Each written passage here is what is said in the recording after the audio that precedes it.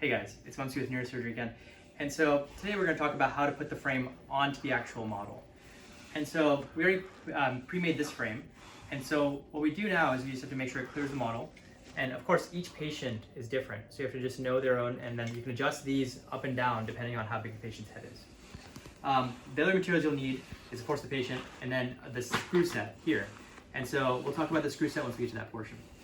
So the first thing is you go ahead and position this, make sure it fits the patient, and then wherever you deem appropriate, usually you have a helper to help you hold it up.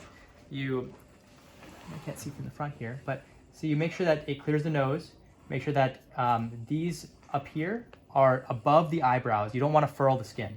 So you gotta make sure that they're above the eyebrows. And then once you kind of find a position that you like, and it's also even and it's straight on with the patient, you have someone make sure that these parts are parallel to the ground. This is even side to side on the patient's head. Then you go ahead and get some Betadine and you swab that area that you're about to insert screws in. So you do 1, 2, 3, 4, just let the patient know every part of the procedure you're doing to them.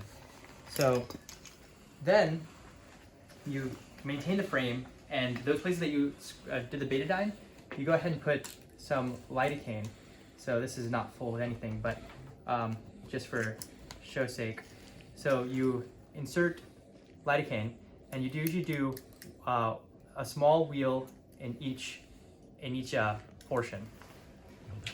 So you go ahead and do one small lidocaine wheel in all four, and you make sure that and then once the patient's adequately numb, then you go back through again and you make a much larger wheel.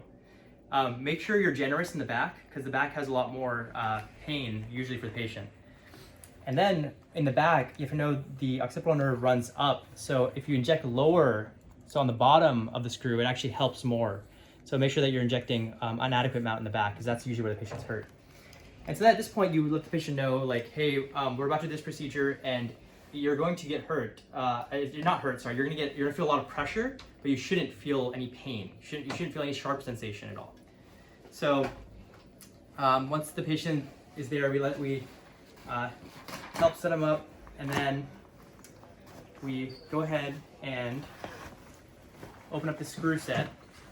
And the screw set's sterile, and you have to make sure that at least the tips of the screws should maintain sterility during this procedure. So here's the screw set, and you want to ensure that let's see if I can open it. The tips of these screws remain sterile during the procedure.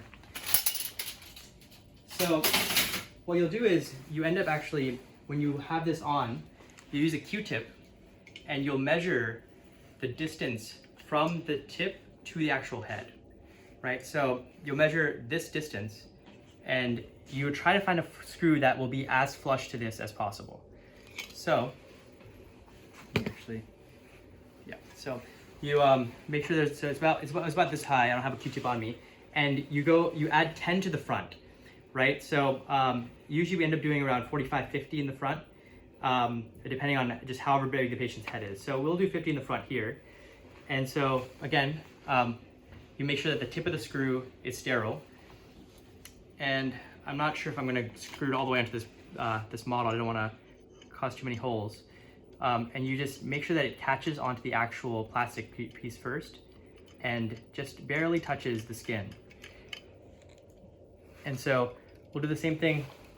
So I use the same sizes on the front too. And so again, make sure you're high enough to avoid the eyebrow, and make sure that it's even on the patient, and go ahead and screw enough to just catch it onto the patient. And then in the back, you want to make sure that that doesn't happen. Of course, have a partner help, because you want to make sure these don't go and hit the patient's eye. And on the back, you have to make sure that this is high enough that when the patient bends their neck back, this isn't going to cut into the back of their neck. So you have to make sure it's a little high enough. And this is a portion where a lot of people put it too low, and then the patient gets hurt. And it's usually a little bit short in the back, but you again measure this distance from this to this. Use a Q-tip for that, and then you can add 15 to the back. So we'll use for demonstration here, we use 40, and so we do the same thing where we're screwing and we allow it to catch on the skin, but don't go too deep. Oh. And then again here. And of course, for Gamma Knife, for these frames in general, have a partner help you, because it just makes the entire process much easier, and it's very difficult to do this alone.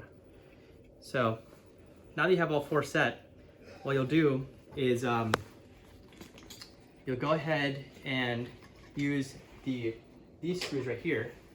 And so these just have a pressure reading on them, and they make sure that it's even. So usually we first start setting it at 3. And so you set it at 3, and then you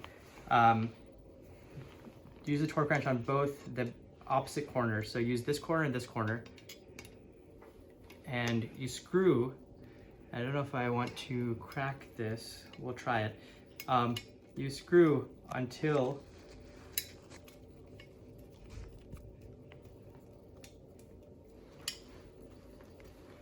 you hear a click. So you heard a click on both, and then the same thing on this side. So screw until you hear a click, and usually you and your partner can help each other do this. Just make sure that the actual threads are at the same place.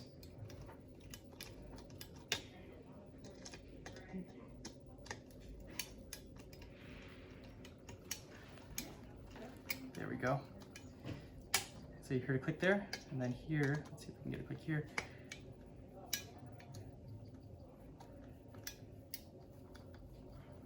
See? And then you take the screw and you turn them to 5. So they're at 3, and you just turn them until they get to 5. And then you click back on.